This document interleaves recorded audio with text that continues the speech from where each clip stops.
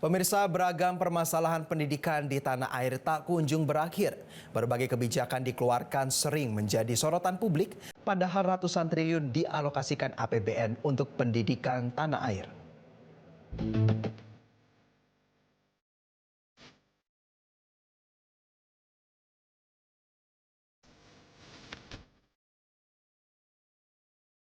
Kebijakan Kemendikbudristek Nadiem Makarim lagi-lagi menjadi sorotan usai Kementerian Pendidikan dan Kebudayaan Riset dan Teknologi atau Kemendikbudristek resmi menghapus jurusan yang ada di Sekolah Menengah Atas atau SMA, yakni jurusan Ilmu Pengetahuan Alam atau IPA, Ilmu Pengetahuan Sosial atau IPS, dan Bahasa.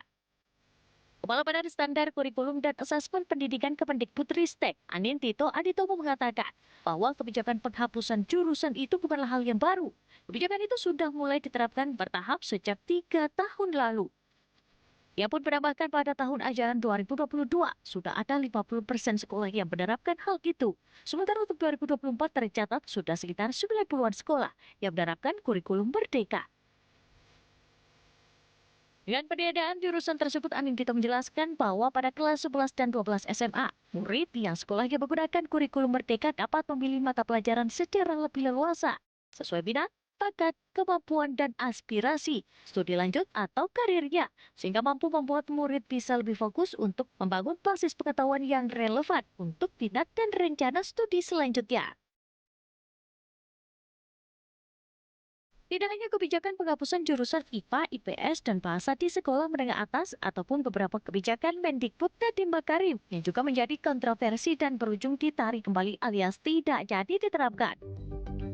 Seperti kebijakan kenaikan uang kuliah tunggal atau UKT yang salah satu alasannya untuk meningkatkan kompetensi mahasiswa.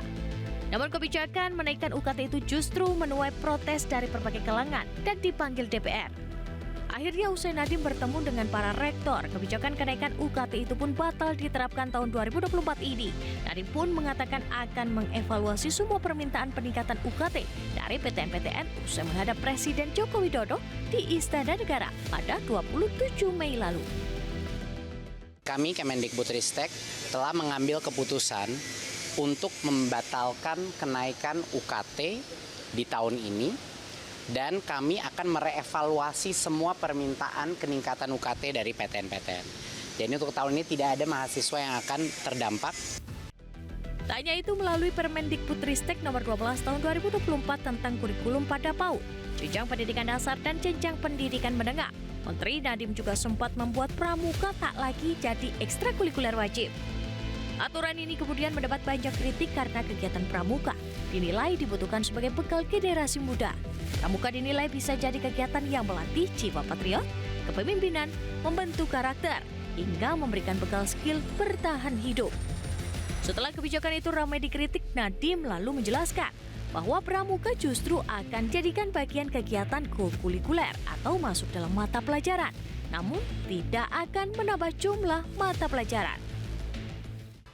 Pramuka itu dihapus atau dihilangkan dari sekolah karena peraturannya sudah sangat jelas bahwa itu menjadi ekskul yang wajib diselenggarakan. Bagaimana kita bisa meningkatkan juga statusnya pramuka dari yang tadinya hanya ekstrakurikuler untuk muatannya itu bisa masuk ke dalam kurikulum merdeka. Sementara itu, Januari lalu Menteri Keuangan Sri Mulyani Indrawati menyebut realisasi sementara anggaran pendidikan telah mencapai 503,8 triliun rupiah dari sekitar 665 triliun rupiah dana pendidikan yang dialokasikan pada APBN 2024. Selain itu, pemerintah juga telah mencanangkan program makan bergizi gratis bagi anak Indonesia yang anggarannya diperkirakan mencapai 71 triliun rupiah yang tidak menutup kemungkinan menjadi bagian dari anggaran pendidikan. Ratusan triliun dana telah dikucurkan untuk pendidikan tanah air, namun tak kunjung tuntas berbagai permasalahan pendidikan di tanah air. Sudah saatnya pemerintah lebih serius memperbaiki pendidikan di tanah air. Tim Liputan Metro TV. Jelajahi cara baru mendapatkan informasi. Download Metro TV Extend sekarang.